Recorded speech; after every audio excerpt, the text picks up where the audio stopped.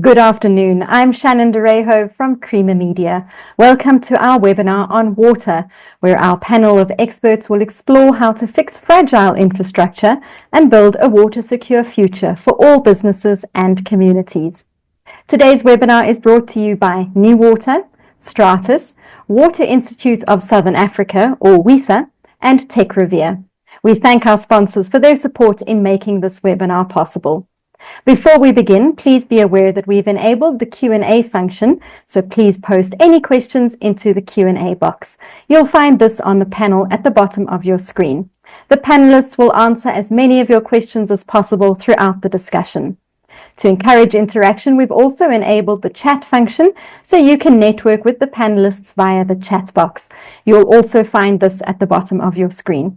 Please remember not to post any questions in the chat box, as we might miss them. You can post your questions into the Q&A instead. Please be aware we are recording this webinar and we'll be sending the recording to you when it's available. We're also streaming the webinar live on YouTube, and we'll share the link in the chat once it's available. Today's webinar will be facilitated by Dr. Harrison Pienaar, the chairperson of the WISA board, a research group leader at the Council for Scientific and Industrial Research, and deputy chairperson of the Water Research Commission board. His career of more than 30 years spans across the energy and water sectors, including a particular focus on applied research development and innovation. Dr. Pienaar will facilitate the discussion with our panel, which includes Nkisi Lesufi, Senior Executive for Environment, Health, Legacies and Employee Relations at Minerals Council South Africa, James Maurice, Business Development Head at New Water, Dr. Risimati Matye, the DDG for Water Services at the Department of Water and Sanitation, and Johan Libbe, Head of the Water Partnership Office of the Department of Water and Sanitation at the Development Bank of Southern Africa. I'll hand over now to our facilitator, Dr. Harrison Pienaar, to continue with the proceedings. Over to you, Harrison. Thank you so much, Shannon, for that introduction. I'd like to start by welcoming all our online participants to this very exciting webinar. We also have a very good panel of experts whom I'll introduce to you as such. But just as a form of introduction to our session, I just want to highlight to our delegates that South Africa's deepening water crisis and its associated challenges, these are very well documented, and it ranges from leaking infrastructure on water supply to financial and governance challenges faced by local water boards in particular. Then there's the intersection of local government challenges and the water sector itself. We know that there's also a slow progress on collaborative outcomes, mainly because there's still an appetite or lack of appetite for public-private partnerships, especially as it relates to water and sanitation. Then we have the ongoing struggle to allocate sufficient funds for our infrastructure upgrades and also maintenance. And of course, the effect of water restrictions on businesses and communities, let alone those hardest hit areas across the country. We also do know very well that water and sanitation infrastructure is quite important to national health, our socio-economic development aspirations, including environmental sustainability. These usually forms the first line of defense against natural disasters and communicable diseases such as cholera. And it's by no means a surprise that our government's motto is water is life and sanitation is dignity. It therefore makes good sense for us to have such a motto in South Africa. And whilst there is a general consensus on the current state of water and sanitation infrastructure, which is poor, the situation is likely to deteriorate further with increasing urbanization, putting human health and economic growth ambitions all at risk. And now, despite our past and ongoing efforts to invest in infrastructure by the South African government, one must admit that the outcomes generally do not match the investments made to date, as we've also seen these being reflected in the report by our South African Auditor General. And you would therefore agree with me that the need for robust solutions has never been more urgent. In our webinar today, we're focusing particularly on fixing fragile infrastructure and building a water-secure future for all businesses and communities. In this critical discussion, our expert panelists, they will take a deeper dive into the current state of water infrastructure, the governance challenges. We also want to allude to some of the proposed solutions, including the role of public-private partnerships in securing a more water-secure future for all of us. I would like to introduce the panel to us. First and foremost, we have Mr. Nikisi Lesotho, known to us as Nick Lesotho. He's a senior executive responsible for environment, health, legacies, and employee relations at Minerals Council South Africa. Nick brings with him over 2 decades of experience in environmental management, water resources, and sustainable development. As a senior executive at the Minerals Council of South Africa, he has played a key role in addressing the environmental challenges facing the mining industry in particular, including water usage and water quality.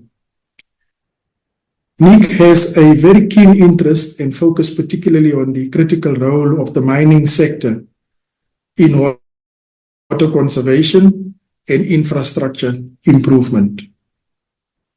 Also on our panel, we have James Maurice, who is the Business Development Head at New Water. James is leading Water Solutions, being a service provider with a vast background in both water treatment and water plant designs. He has played quite a key role in driving New Water's growth and innovation, as well as expanding their market share. James's strength is to conduct technical audits on site and advise how best to improve existing systems or add even new technologies based on solutions to optimize performance and guarantee consistent quality that should be obtained from a respective wastewater treatment plant perspective. Now, James will also share with us his experience on sustainable water solutions and the role of public-private partnerships in particular in securing water for all.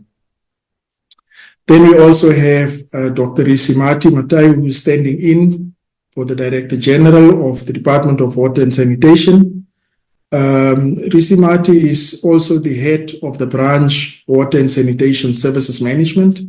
He is responsible for providing leadership for long-term sustainable provisioning of water supply and sanitation, the development and maintenance of water supply and sanitation services sector strategy, which is quite important, is leading that exercise, formulation of planning frameworks, and the provision of support to stakeholders, particularly to ensure compliance to the regulatory framework, including the provision of sustained water supply and sanitation services information to most of our stakeholders.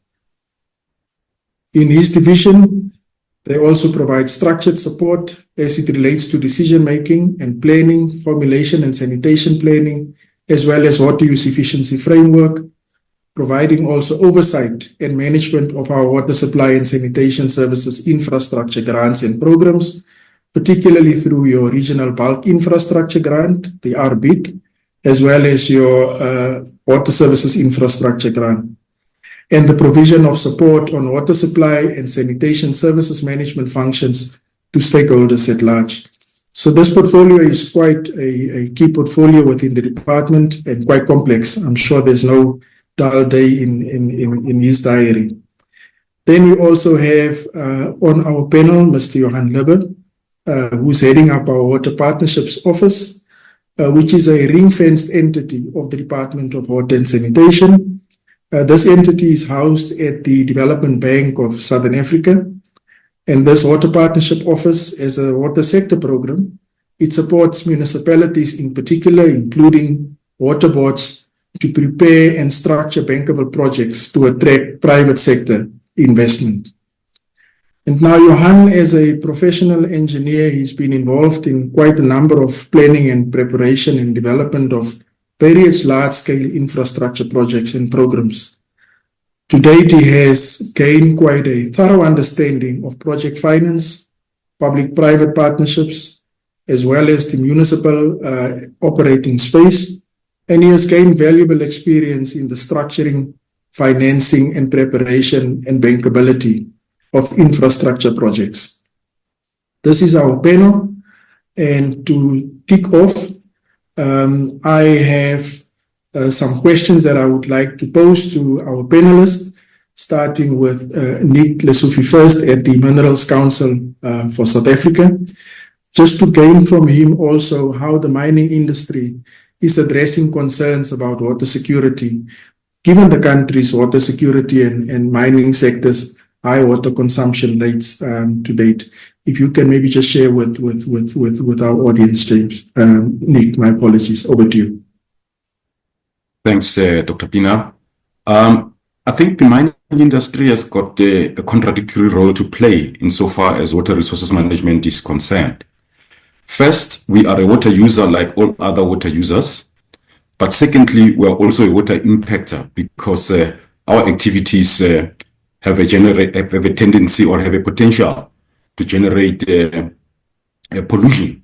And therefore, we need to approach water management as a very key critical component of the mining sector.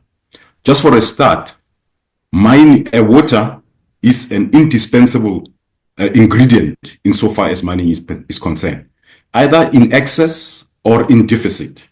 So there is no average mine because you've got mine depending on the location of the mine where it has excess water supply, or you have got a mine in a dry area where it has a deficient water supply. So management measures cannot be universal, but they have to be site-specific. That's number one. The second point is that there are two roles to play. One is better housekeeping. That is, the mine must make sure that it produces more tonnage with less water. So it has to be water efficient. But secondly, it also has to play a role in the overall catchment in where it is situated. So integrated water resource management is a fundamental precondition for mining to thrive. So the key take-home points that I want to convey is that mining is a very important role player in the water sector, both as a consumer, but also as a provider of services. Because in certain areas, the existence of mining make it possible for certain infrastructural projects to be able to be operationalized. So it is important that mining play its proper role in protecting the water resources and future-proofing water supply for those critical sectors of our economy. Thanks for the moment. Thank you so much for that, Nick. I'm glad to hear that you're focusing also on overall catchment management, because often with infrastructure, we tend not to focus on what we call so-called ecological infrastructure in terms of your nature-based solutions. And one would then assume that from the mining space, you are quite active in that regard as well with regards to your catchment management interventions. Thank you so much for sharing with us. I would like to rope in our colleague from New Water, James Maurice, just to check in with James, given the slow pace of water infrastructure investment, how the private sector, including New Water, can collaborate a bit more effectively with government and municipalities to modernize our water systems. James? Thank you, Dr. Harrison. We do believe a novel approach is actually to educate people. And when I say people, I mean from government institutions through to trusted mechanical, electrical, and civil engineers who are typically within the space. If they get to better understand what our technologies are, and not only ours, but private sector technologies, then they would be easily adopting these technologies into their final solutions or request for proposals or tender-based solutions that they put out to market. So we believe education, both from a governmental perspective, but also in a public participative process, is very important. If people understand that the technology available is quickly deployable, it is robust, and it is able to give consistent water quality, I'm sure they would be much more adopting to this technology going forward. So we see a key role of ourselves as actually empowering and teaching from a community-based solution right through up into higher levels of government decision making.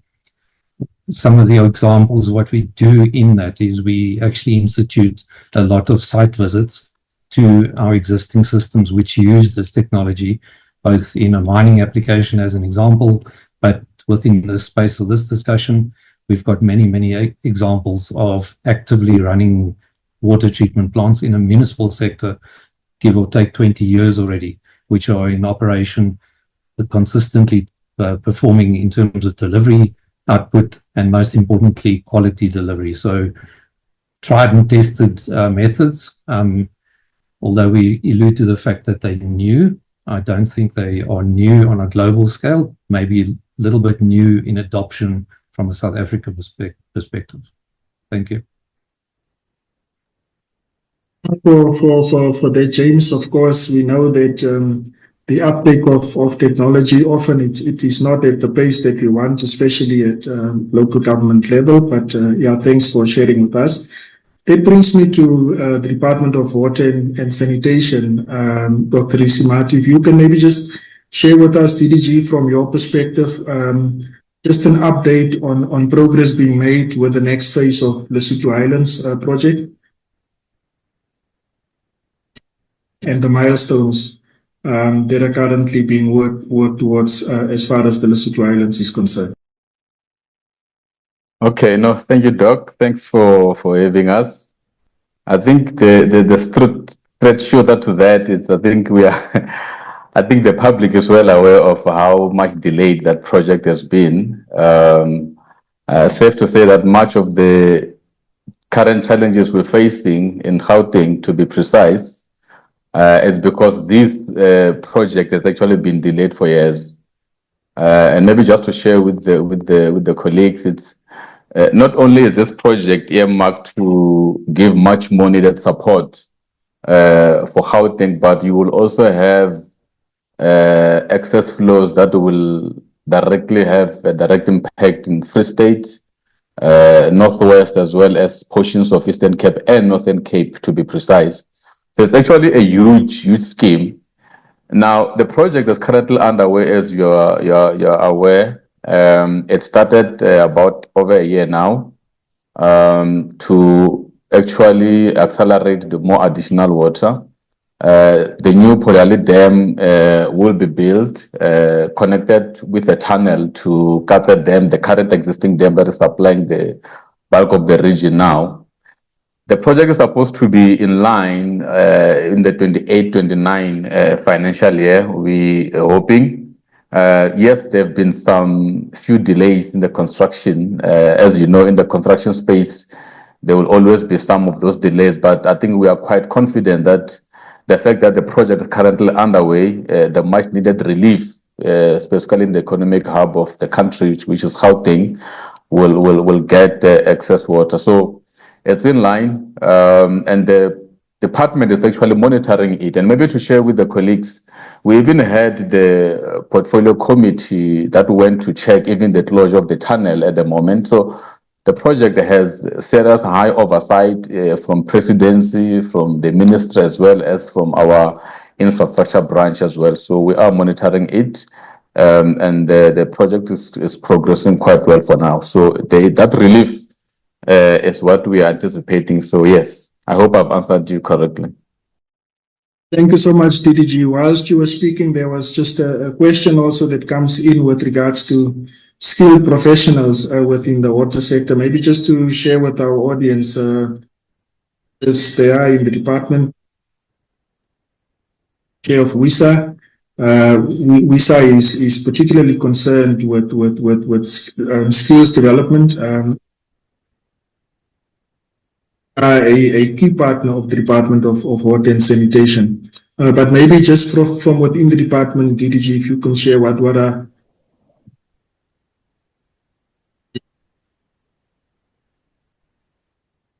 Yeah, there was just a little break, but as the department, we we do have a professional services, and basically some of the project we do them in-house. We do have our engineering services, which is linked to our infrastructure branch, and as water services, which is also a new branch, we always piggyback.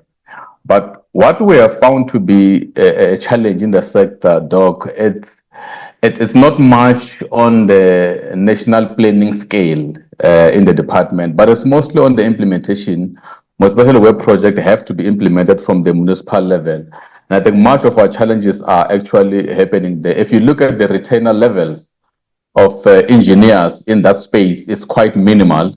It's only those metros like Joburg that are more in the urban areas that seems or are able to attract much of the skilled engineers, but those rural municipalities are battling. So as a department, we are actually advocating for that. We do have the engineering programs where we also partner. We have just done some partnership with City of Tshwane, where we are going to support City of Tshwane with engineering graduates in that space, because we are of the view that to preserve the essence of the water sector, we need quite a lot of engineers, and we've seen that interest. So the department does advocate for that. We work with WISA, of course, we work with SAISE. We always get comments and support from the institutions and EXA as well. So we are basically in support of that. But as I've said, the key challenge for us has been much of in local government, where most of the infrastructure gets managed, gets planned, and also get implemented. And I think that's where much of the gap is happening. We know MISA is making efforts through COCTA to try and close the gap in that space, but it's still not enough in our assessment. Thank you so much for sharing those initiatives in terms of skilled capability within the sector.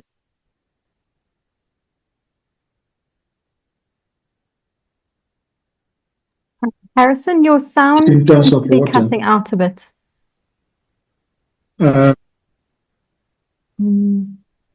No, we can't hear you.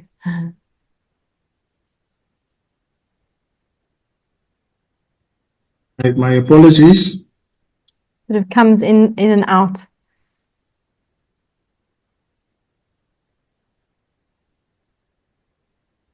Sorry for that, everyone. We'll just Let wait me just try again. You can hear me now? Yes, we can hear you now.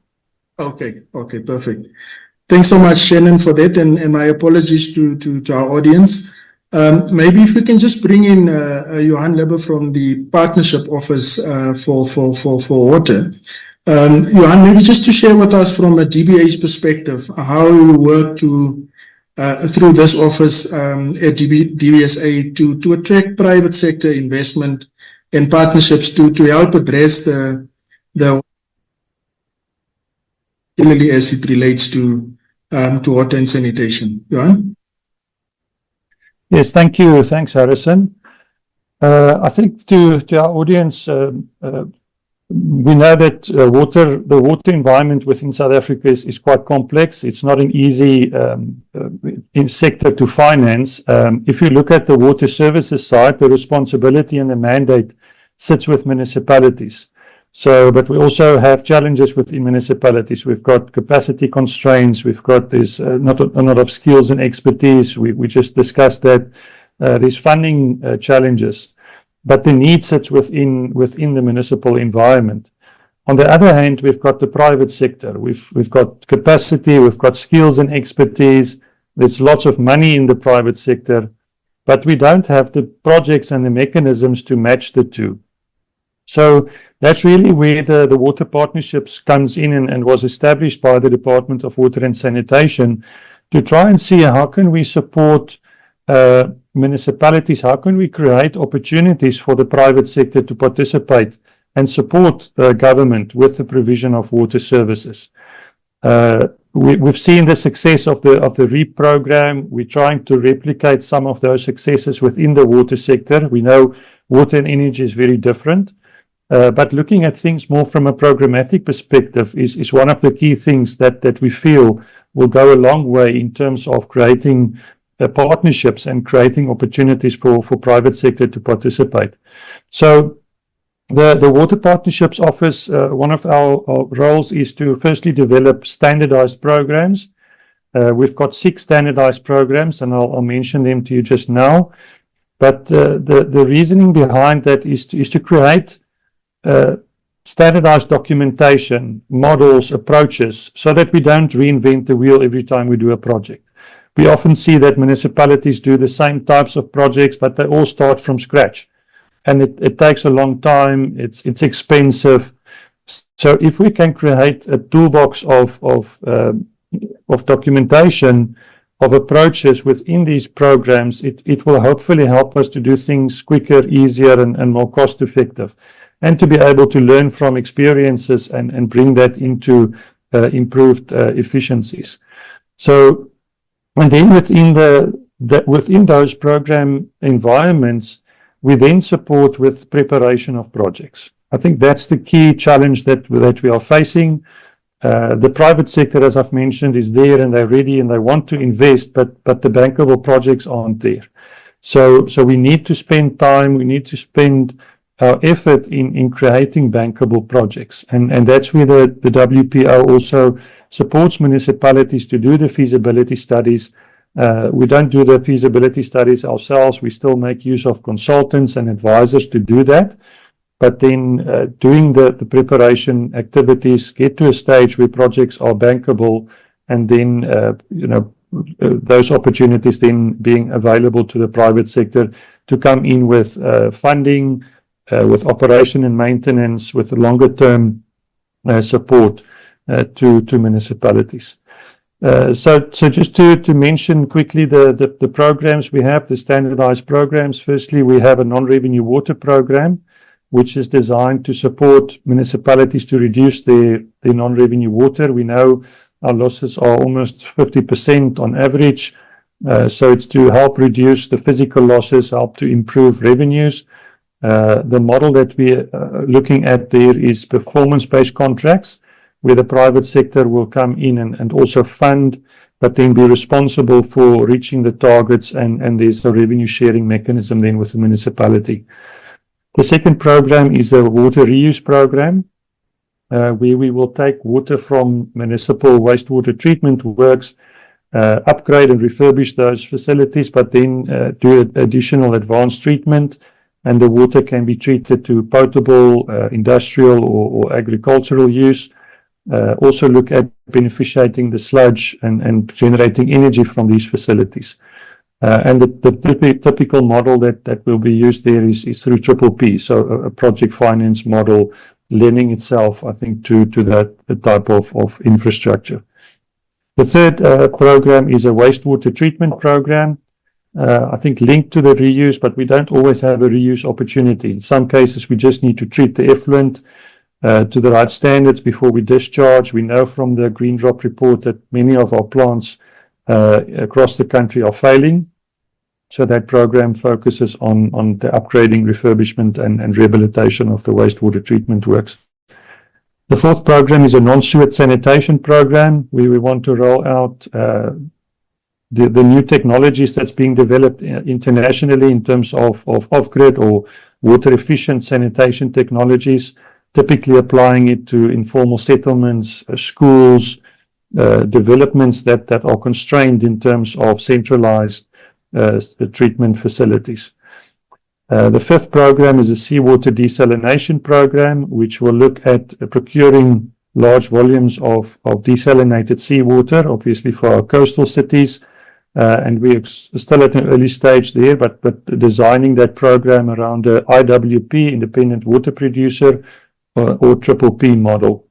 And then the last program is not a directly investment related program, a management contract program, where the private sector will bring capacity and expertise to help municipalities operate their water business in a more effective manner. So those are the 6 programs, and as I said, our support comes in on preparing projects and creating opportunities then for private sector to participate. We've got access and we can mobilize project preparation funding, and the idea is for municipalities to approach us and to assist them with that. We're currently working on a number of projects, within the non-revenue water and reuse spaces. Some of our priority projects there. I'll just pause there for now. Thanks, Harrison. Thank you so much, Juan.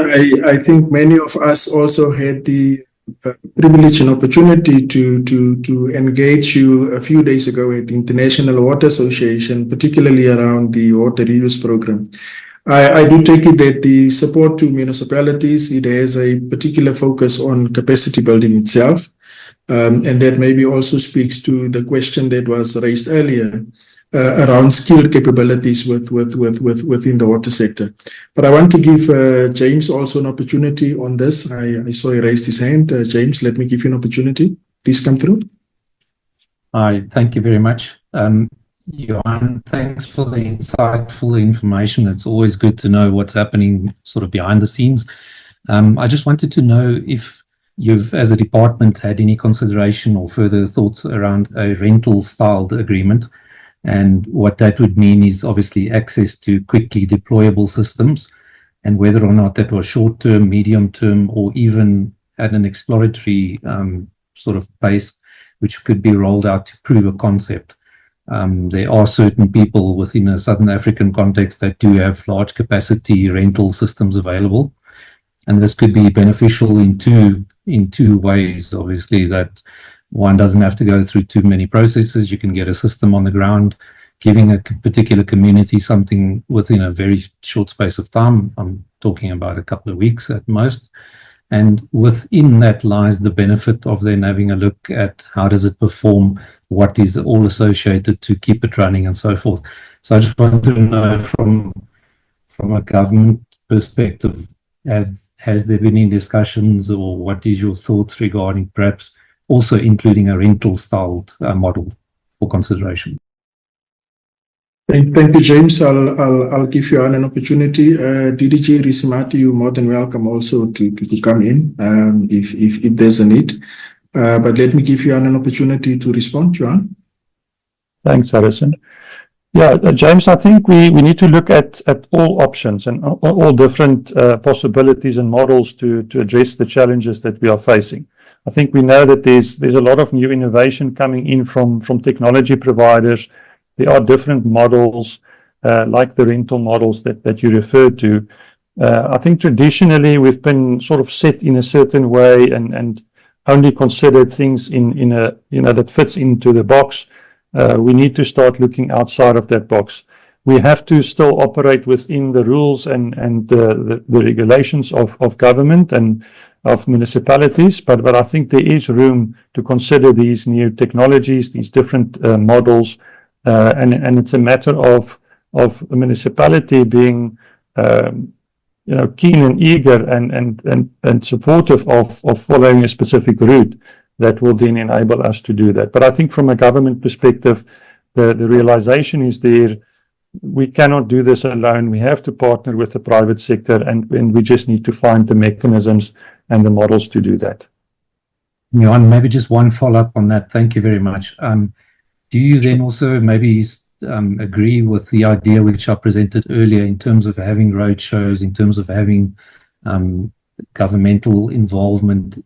I don't want to call it training, but in any event, to assist them to understand those processes, and then obviously longer term that would be an easier adoption of such technologies. Would you agree? Yes, I think there's different models that one will apply. One will need to look and see how does it fit in with the capacity building initiatives. What is the best way to do it? So on the one hand, we don't have the luxury of time to first train people and get them up to a speed. We almost need to do things in parallel. While we do that capacity building, the skills and knowledge transfers needs to happen in parallel with projects being implemented. So I think there are different ways that we can address that and look at that. Awesome. Thank you very much for the answer. Yeah, thank you so much, Juan. I did indicate earlier on the DDG is also welcome to come in, but I can highlight also, James, that through the Water Research Commission, there's quite a a number of structured, what they call provincial roadshows with all stakeholders across the entire spectrum on technologies and innovation and implementation initiatives as it relates to water and sanitation. And out of those roadshows is then a better way forward in terms of how we craft tailor-made interventions at provincial level, because these could be different from one province to another. So I would also suggest New Water maybe link up with the Water Research Commission on those provincial roadshows. I do find it quite stimulating because it does inform our way forward. Just in our Q&A session also, I've seen a lot of comments around clean water. We demand clean water. Every drop counts. And Johan also saying that we have a private sector that is ready. Maybe just going back to Nick, from a regulatory perspective, one also want to test how ready are we within our regulatory space. And maybe the question that I would like to pose to you, Nick, is that what perhaps are the biggest regulatory and policy challenges from a mining company's perspective in securing sustainable water use? And how is the Minerals Council in particularly engaging with government to address these challenges? If, for instance, we take into account the issue of your post-mining landscapes that we are currently being addressing. Over to you, Nick. Thanks, Dr. Pina. The regulatory constraints, I don't think there are regulatory constraints from a performance perspective per se, but I think it's the regulatory constraints from a process perspective. For instance, mining takes place where the ore body is. So you have no option of looking for alternative site. So you have to mine where the ore body is. So whether there is water or no water, if there is no water, you have to find a way of bringing water to that site. So it is a consideration in the regulatory process. But secondly, the key fundamental issue is that water needs to be used in the most efficient manner. And this is where our water conservation and demand management processes comes through, that we need to make sure that the little bit of water that we have, we use it efficiently. If in the process of mining, we generate waste, we should be able to reuse the water. And if we are unable to reuse the water, we need to put in water treatment systems. So it's a full value chain in trying to protect the water resources. But then sometimes come the issue of location, as I've mentioned. So most of the newer mining developments are in the Northern Cape or in Limpopo. And those two provinces are basically water stressed. And the delivery systems that are currently in place were not adequate enough to meet the mining demand for water. And therefore, the mining companies had to come to the party, partner with the department to develop water infrastructure projects. In the Northern Cape, we've got the Valhamahara project, where the department, the water board, and the Minerals Council, through the Mines Leadership Forum, are actually working on an initiative to bring water to the province. In the Limpopo province, there is the Lebalele Water User Association's Olifants River Water Project. So all these two projects basically demonstrate that the presence of mining can actually be an opportunity to bring water to the area and to the communities. That in meeting the water demands of the mining industry, you can simultaneously meet the water demands of the communities and the other industrial sectors in the area. So it's just a process of how and models of how do we do that efficiently. It can be the public-private partnerships as we are already doing now, or it can be whatever models that are workable. But the key issue is we want water to be delivered where the mining ore body is, where mining activities should take place. Thank you. Thank you so much, Nick. I did notice the hand from yourself, DDG Risimati. Maybe as you come in, also to share with us that many of our wastewater treatment plants and pipelines are aging and deteriorating. And maybe share with us, DDG, some of the steps the department is taking to modernize and maintain our critical infrastructure. Over to you, DDG. Okay, no, thanks. I was a bit taken by the initial comment made by Johan. And I think the issue It's more on PPP, but maybe we can deal with that issue later because I think it's one area that has a direct impact on how the private sector enters the space. And I think you've heard that Lesotho did indicate some of the key projects that the department is doing with the private sector. But to come back to your question, you know the department has released the drop results, blue, green, and not drop.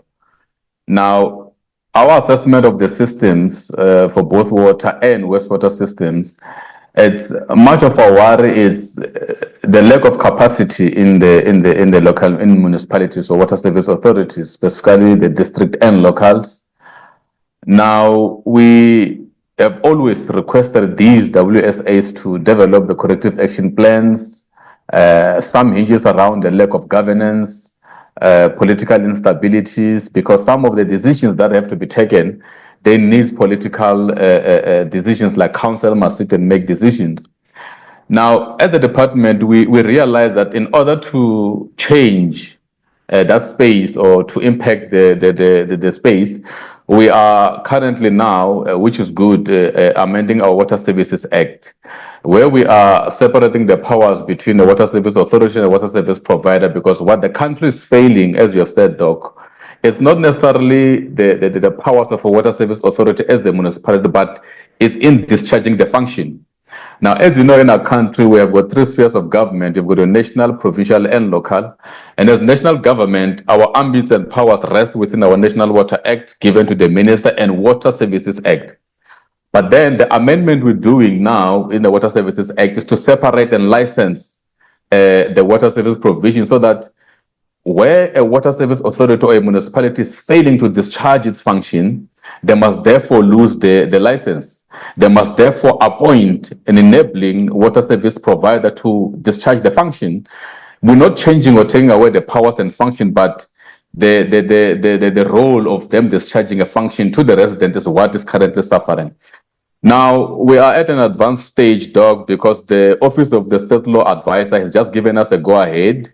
So we'll be going through committees into Parliament. So that is going to be passed through, which is a good success. Now, it means, in layman's language, Doc, that if a particular municipality fails to offer its function, that particular municipality can therefore appoint a water service provider. It can be an NGO, it can be an intermediary, it can be a water board, it can be another water service authority or a municipality that is basically capable to discharge the function until they work their system back to gain the licensing. This we feel, and is supported, by the way, by second phase of Operation Vulindlela. You will have seen that from the president's point of view, they've announced version 2 of Operation Vulindlela. It also goes towards us accelerating this whole licensing process. This is how we are shifting the sector as a department so that we, within our powers and function, we're able to influence. And of course, we still use our regulatory framework. We still use the carrot and stick approach where needed through our grants, which are more incentivizing where good work is done. But we still have that regulatory tool where we are able to punish, if I may use such a way. So that's how basically we are trying to transform the section. Thank you, Chair. Thank you so much, TDG. I know also over the course of IWA last week in Cape Town, this whole issue around powers and functions was quite discussed, and I wouldn't be surprised that within the coming next 2 days, when we have our indaba on water and sanitation, again it would be on the agenda. But I'd like to give Johan also an opportunity to come in on this, Johan. Thanks, Harrison. I just wanted to respond to some of the questions in the chat, but maybe just from a thematic perspective. So there's been a lot of questions around PPPs and the success of PPPs and the complexity of PPPs and so on. So we know that currently, or the PPP legislation has been in place for almost 25 years. It's never been changed and updated. And the PPP process is not an easy one. It takes a long time. It's very expensive. It's very complex. So we've been engaging with the Treasury, and as you know, that they have reviewed the PPP regulations. There has been some amendments that's been published, and that will hopefully, go some way towards us doing things quicker and easier from a PPP perspective. I think there is still room for further enhancements and improvements, but we're also working hard on, that being part of the standardized approach and to enable us to do things, if it's a PPP structuring, do it quicker and more effectively. And then I just also wanted to note that some of you may be aware that the National Treasury is currently busy with a number of metro trading services reforms. And one of the key elements there is the ring fencing of water revenue.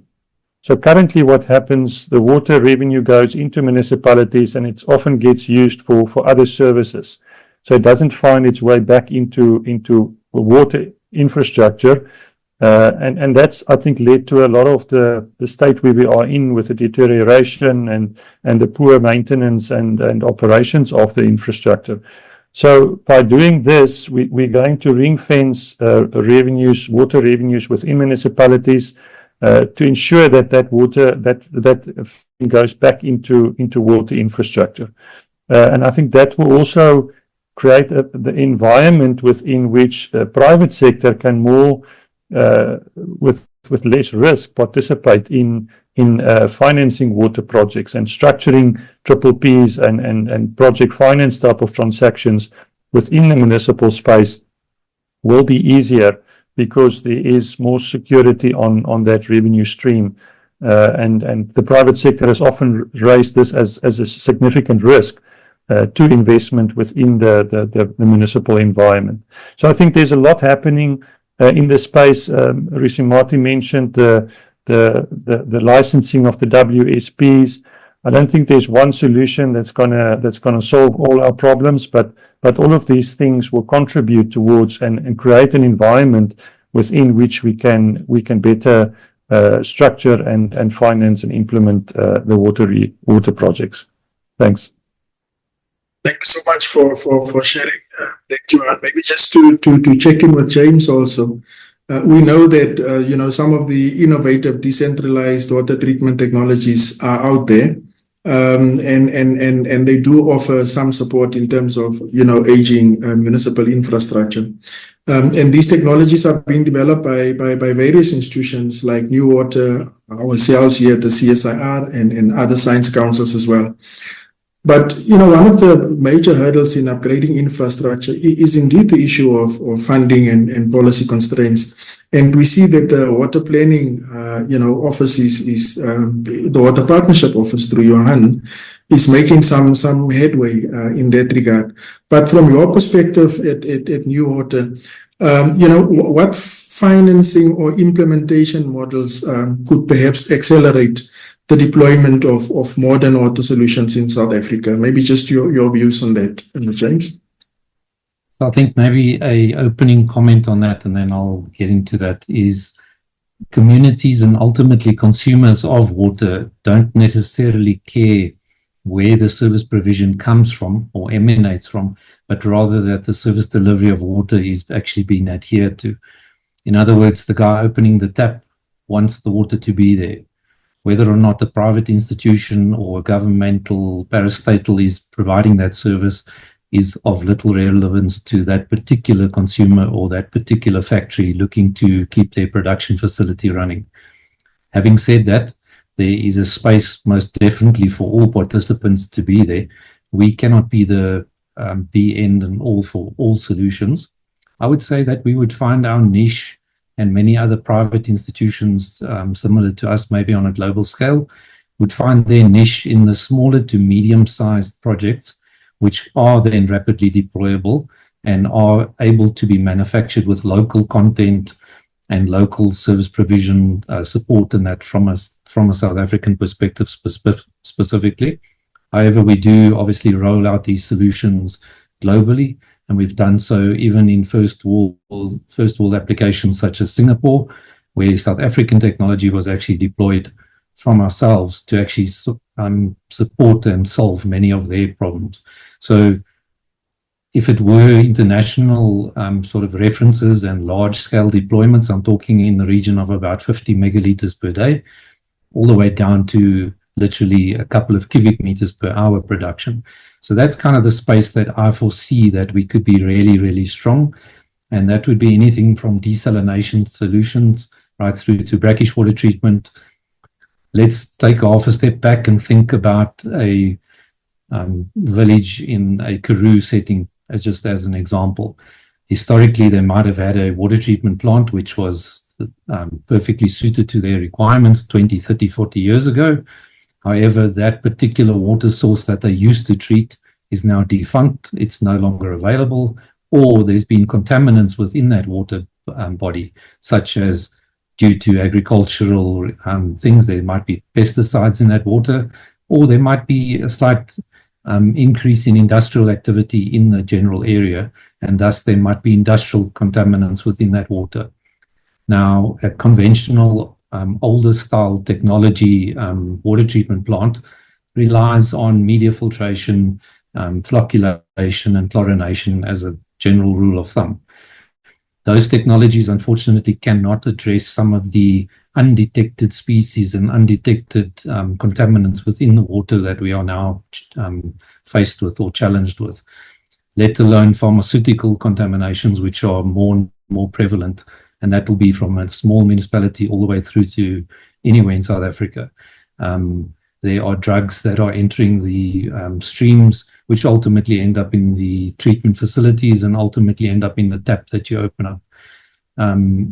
Just simply because of the fact that these contaminants cannot be dealt with conventional plant. And therefore we say the adoption of newer technologies is very important, even if in certain instances it was as a polishing step. So we don't say that you can remove conventional civil-based plants altogether. Absolutely not. There's a place for both. But we can certainly improve water qualities and take a system which is previously stated at an X capacity. And because we can treat the discharge waters from a conventional plant also and have a significant increase of that water returned into the feed stream, therefore by default we're actually increasing its current capacity, and without making major changes to the plant or without going to exhaustive processes to redesign and rebuild a particular plant, we can actually add capacity to existing systems and improve those qualities. Thank you so much, James, and also thank you to our audience who's been active on the Q&A side. As far as this discussion on our webinar is concerned, maybe just to switch a little bit of gears to back to Johan. Last week at IWA, I'm going back there, we were asking about how many of us are from public sector, private sector, participating, at the international conference. And we had a discussion, and my take was that maybe we need to zoom in how many district and local municipalities are participating in these events, so that we can get a sense of whether we're solving the problem at the level where it matters most. Now, there is this structured support through the partnerships office to municipalities from GBSA side. Maybe just if you can share with us in parallel to those project preparation interventions, how the DBSA is working with municipalities, including water boards, to improve water governance issues over and above, project planning and preparation. And I'm also including not just, improving water governance, but also efficient and service delivery across the country. Maybe just some perspective from your side, Johan. And then after Johan, I would like also to invite DDG Risamati also to share with us, DDG, whether Kokta in particular has been invited to your indaba, and what can we anticipate from those the following 2 days of discussion as it relates to infrastructure. But let me invite Johan. Johan? Thanks, Harrison. Yeah, I think there are capacity challenges at municipalities. We've mentioned that, and that spans across, not only from a technical perspective, but also from a management and so on perspective. So I think where the WPO really comes in, as I've mentioned, is to say, how do we get private sector involved to support? And it's not taking over, privatization or anything like that. It's bringing the private sector in structured models in order for them to provide capacity support for municipalities to function better and to provide better services. So one of the mechanisms, as I've mentioned, is the management contracts. One where the private sector will typically be contracted for a 5-year period to bring capacity, bring resources, skills, and expertise in to support with the operations and maintenance and ensure that water business within municipalities are performing better. If I just switch hats and switch to a DBSA hat, I know that the DBSA also has some non-lending support to municipalities. So it's not only providing funding to municipalities, but also assisting with planning elements and preparation elements and that non-lending support that is necessary, and really providing I know that the DBSA has adopted a partner district model where they will look at a district or a specific area and provide along the value chain, all the different types of support that a municipality or a district will typically require, and not just focus on one element. So I think those are just some of the perspectives there. Thanks. Thank you so much, Johan. DDG, I've alluded to COGTA. I know that there's a number of initiatives and efforts from your side, notably through SALGA, to have a reach at the level where it matters most. But often when we are in a room filled with expertise and key stakeholders, we often miss out on those colleagues that we want to reach out. Are there any things that we can do differently from your side in terms of that reach to local government, district level, and local municipality in particular? I've alluded to your ministerial indaba that's coming up in the next 2 days, but let me give you an opportunity, DDG. No, thanks, Doc. I think the conversation in the public platform, we're all in agreement that water is a challenge. I mean, even the state president has actually made it a priority for the 7th administration. Now, that has given us a chance as a country, and I've always said to people out there, I've been around the country and met almost all the municipalities in the country, and I always said, since the announcement that water is priority number 1, I think every water engineer or expert, be it a chemical engineer, be it whatever, as long as you're working within the water sector and you are stationed in a particular institution that deals with water. And I kept saying, if in the next few years this problem has not gone away, it means technically as the sector would have failed. Because now we have a chance to transform the situation and make some of these changes, the uptake of technology, reviewing our PPP system, which is currently underway. I know National Treasury has gazetted that up, and it's going to shift the margins and allowing the private sector to enter the space between a national government and local government, because that's where some of the bottlenecks are basically happening. And if you take a chance and go through that PPP, you will appreciate how much of the private sector has made input into making those changes. Now, when it comes to COGTA and our working with them, we have developed some reports with them. They have in the past few years identified about 64 water service authorities that are dysfunctional, and they're linked to our blue, green, and not drop. They touch across so many issues like institutional governance, lack of planning, water conservation and demand, poor maintenance, and stuff like that. Now, linking back to the summit or water indaba that we're having, the good thing, Doc, is that we will have the minister there of cooperative governance and traditional affairs.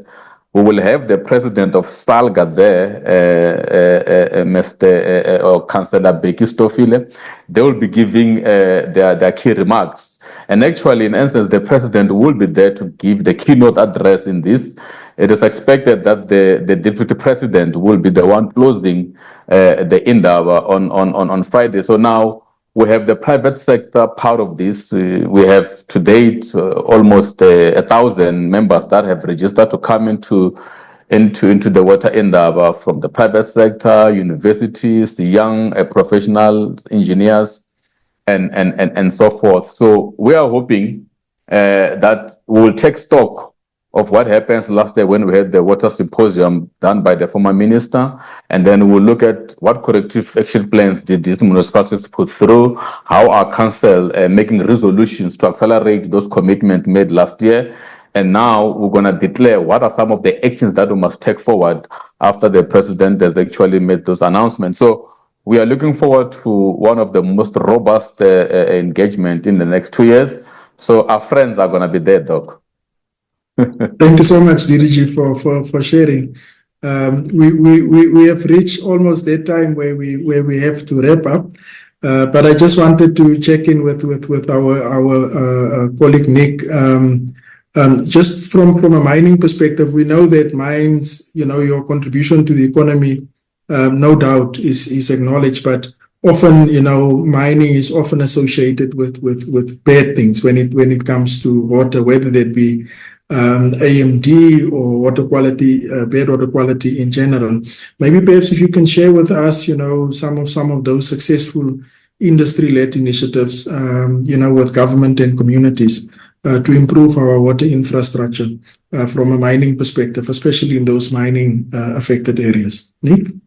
Harrison, it looks as if Nakisi had some internet challenges and he seems to have dropped off, unfortunately.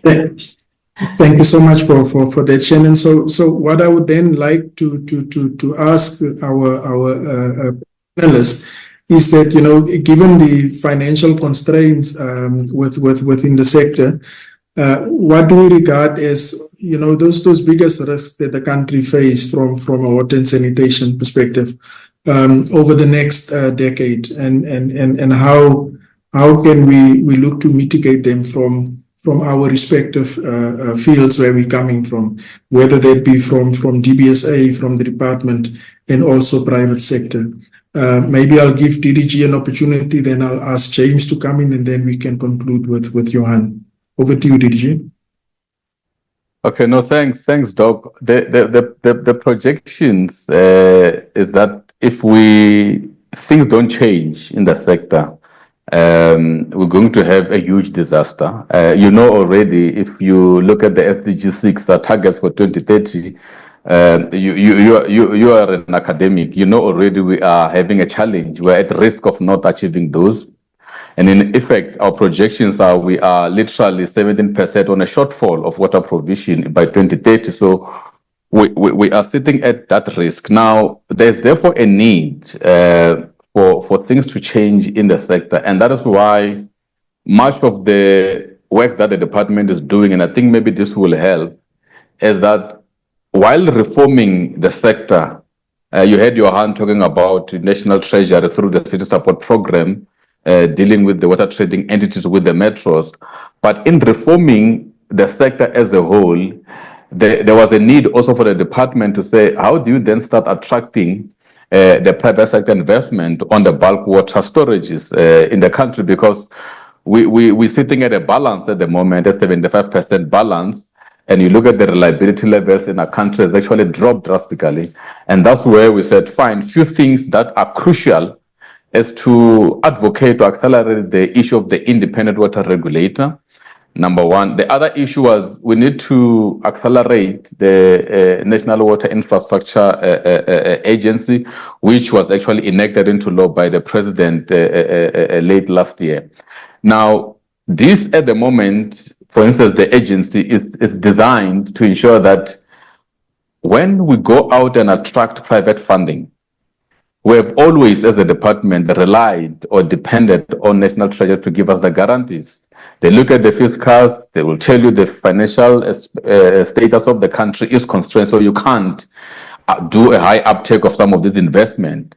Now we are creating that agency. We'll use a water trading entity where the bulk income of revenue on sales of water and some of the assets into the balance sheet of the entity. This will make the entity much more viable. It can be able to attract a more bankable project and become a big brother even for some of our water boards in the water sector space.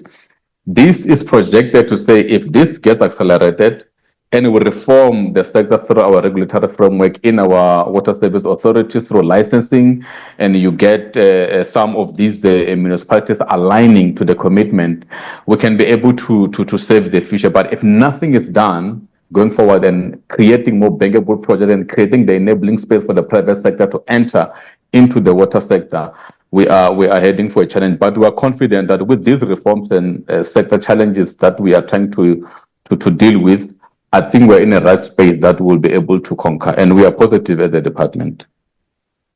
Thank you so much for sharing that, DDG. Let me give James an opportunity and then Johan. Thank you. We are very pleased to hear that revenues will now be ring-fenced. That will obviously provide a lot more assurance and be easier to enter into contractual agreements with various municipalities. So that will certainly help. Other models that we can actually institute from ourselves and by way of either own financing or by way of financial institutions is actually to offer BOO models, BOOT models, and various other financial models. So all of those are existing frameworks which we can offer, and we do currently offer to the marketplace, including in the municipal sector. Even so much so that even if it were financially challenged municipalities, as we private organization, we can take a certain viewpoint on that and maybe start with a certain percentage of rollout of their capacity requirements and then build into the relationship and slowly but surely expand on that offering. And that has happened successfully actually in the numerous situations in South Africa for us. So that's something to consider as well. It's not always that if a municipality is slightly red flagged or lack of a better term, that they are unapproachable. They are approachable, especially through financial institutions, if we are doing the finance in-house particularly. So I think based upon the various models that we can offer, and probably if I reflect to one particular stumbling block, it has been the adoption of the supposed new technologies from the financial institutions. They sometimes struggle to understand exactly what the asset is. You know, if we use an agricultural reference, a tractor is a tractor. It's got a saleable value down the stream, irrespective if there's default payments. The financial institutions and similarly some of the insurers are actually struggling to understand what the asset is. Now, this is going back a little while. They are now more easily adopting the thought process as to what it is. And again, it's through inclusion in discussions and through big trade shows that we exhibit at and are then able to explain what the asset actually involves. At the end of the day, it's a mechanical and water-based solution. And it does have an intrinsic value, and it can be resold to a particular application of a similar nature in the future. So it's not a dead asset. It is something which can be reutilized and redeployed. Thank you. Thank you so much. Thank you so much, James. I'm sure, Johan, in terms of your capacity, it's not just one way. It's also the other way back, not just with municipalities, but also the funders. It's a learning curve. Maybe to give you an opportunity. Welcome back, Nick. I'll be with you just now in a short while. Johan, over to you. Yeah, thanks, Harrison. I think for me, South Africa is a water-scarce country. We have to start valuing that scarce resource better, and we need to do two things. We need to reduce our demand, and in some cases, we need to increase our supply. And the department has on many occasions said we don't have much more opportunity for surface water, capturing surface water. So we have to start looking at things like reuse, desalination, and things like that. But importantly, we have to start using less water. And that's where the non-revenue water programs come in to reduce our leakages, but also for people to start using less water. I think we've been very lax in terms of our because water is fairly cheap in South Africa, so we don't feel it in our pockets when we use too much water, and that I think also needs to change. We need to create that education and awareness amongst the public and the users that we have to start valuing that resource much better going forward. Thanks, Harrison. Thanks so much. Welcome back, Nick. I was just alluding to the fact that often our mining space are associated with everything bad when it comes to water, and we know there's a lot of good things that's happening within the mining space. So maybe just to share with us, some of those successful industry-led programs by the mining space that you'd like to share with the panel. It's not just all about AMD and bad water quality. There's also something good that's happening from the mines, from the mining side, maybe just to share with our audience. And maybe at the same time, Nick, just to also pick your brain for the next decade, what do you think are the most pressing issues that we are confronted with within the water sector and how that can be tackled from a mining perspective in particular? Over to you, Nick. Thank you very much, and my apologies for the unstable network. But I think maybe the first starting point is basically to thank and appreciate the leadership that is being offered by the Department of Water and Sanitation in making mining, a valuable partner in the various infrastructure initiatives that the department is running out. I think I will just mention one or two that the department is partnering with the mining industry on. The first one is the Lebalelo Water User Association in the Olifants River Project in Limpopo, where the platinum mines in Limpopo have partnered with the department to roll out a sustainable water supply, to the communities and to the mines in the area. And secondly, to even consider that water supply as a source of renewable energy generation. So it's quite a trendsetter in ensuring that maybe we roll out these projects where they are win-win for all stakeholders. The second key project is the one in the Northern Cape, where the Val Gamagara, where Dr. Mathieu is playing a leadership role in terms of leading us in fostering collaboration between the water board, the department, and other water users, because through the leadership of the department, we've been able to form the Water User Association so that it's not only the mining sector that is leading the charge, but the entire water sector in the area is participating in decision-making process that will lead to sustainable water supply to all stakeholders in the area. But there is just one weak spot that I should just want to flag. We have spoken about the issue of municipalities not having the necessary capacity to undertake its constitutional obligations. But the other weak link that as you asked me about it going forward, is just to have a much more tighter look at the water boards in terms of their efficiencies and their capability to be able to undertake their responsibilities. Because in some of the areas, we do find that the water boards are actually the weak link. It may be related to the ability of the municipalities to pay them, but they have to have their own capacities in their own rights. And I think that's where I want to flag up the point. Thank you. Thank you so much, Nick, for that. That brings us to the end of our discussion. I'm very pleased at this point that we still have participants close to 200 in our session. Unfortunately, we have dedicated some time to this. And I want to use this opportunity to thank all our panelists for their constructive inputs and also the conversation that we have. I tried to keep it as interactive as possible. Also, thank you, Shannon, for posting the water and sanitation indaba by the department, which will take place over the next 2 days. TDG, there's an invite posted also in here, so people will know what's happening within the next 2 days.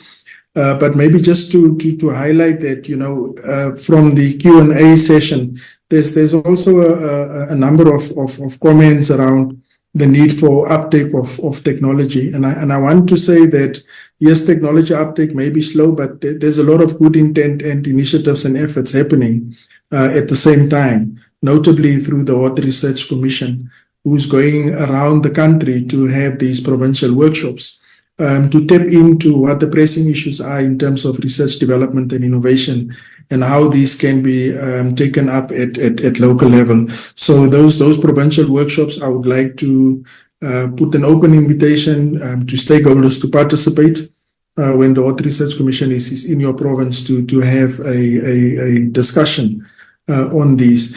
Then the other area is particularly around collaboration that came through our discussion here.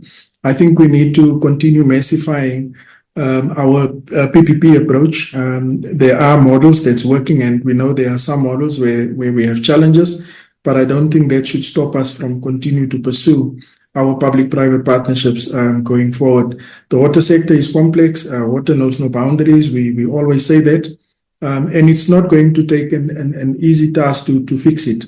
The other question that came in, DDG, was also, why is it taking Water Affairs so long to fix problems? Within the policy space, there's no short answer or short intervention. And it really speaks to the sustainability of the approaches that we take, notably to have the National Water Resources Infrastructure Agency being established. That in itself is a mammoth task. Just as an example, you need to have a bill and all of that. Your initiatives around the institutional arrangements within the country, whether that be CMAs or water boards, or even within the municipal space through water services providers and water services authority, those initiatives, we've noticed all of that, and they are complex. We're glad to hear that you have, the president of SALGA, the COCTA minister, also at your deliberations over the next 2 days. And I think it's going to be a very good discussion. Out of this webinar, I'm sure we will be able to make a meaningful contribution also to the indaba over the next 2 days. But thank you so much to our participants for participating, and as well as our panelists. I'd like to now hand over to our host, Shannon, to close the session for us. Thanks very much, Harrison. And before we do close off, I just wanted to find out if perhaps our panelists would like to give a quick rapid fire closing remarks. If anybody has anything that they would like to close on. Perhaps I start with the DDG. Have you got any closing remarks? Yes, I think for us as a department, thank you for having us. I found myself very interactive on the chat box because I realized there's quite a lot of questions. You just taught us to be multitasking. I've been trying to do that, but I think it was quite robust. A lot of information sharing. It also shows that I think as a country, we are basically centralized to understand the common challenge that we're having, and we are always available. They can reach us if some of the questions are not answered properly. And we also appreciate having us in the platform to share our knowledge and how the department is shaping up the sector. Thank you. Thanks very much, Rusimati. Let's move to James now. Any last words from you?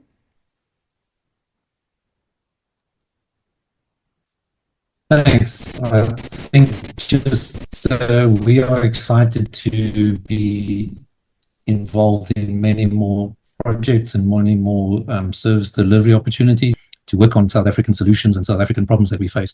So there's a great employment opportunity at hand if we can get involved in a lot more projects.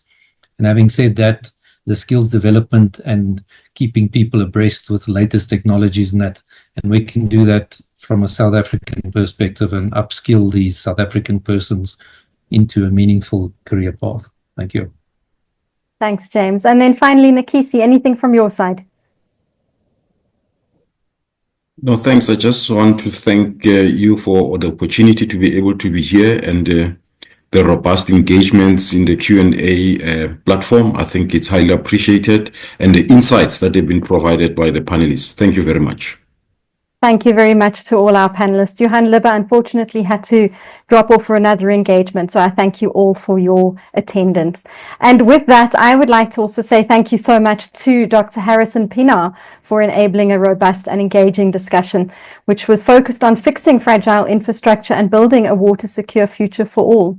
Thank you also to our panelists, Nakisi Lesufi from Minerals Council South Africa, James Maurice from New Water, Dr. Rizimati Matye from the Department of Water and Sanitation, and Johan Libbe from the Water Partnership Office at the Development Bank of Southern Africa. A big thank you to our sponsors, New Water, Stratus, Water Institute of Southern Africa, and Tech Revere for their support in making this webinar possible. And finally, thank you to the attendees for taking the time to join us for this discussion on water and water infrastructure in South Africa. Our next webinar takes place on Wednesday, 9 April at 2 p.m.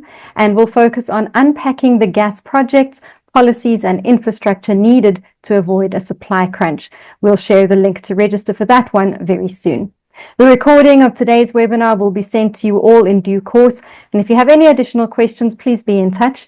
You can reach us at shannon@creamermedia.co.za. Thank you everybody for your time and goodbye.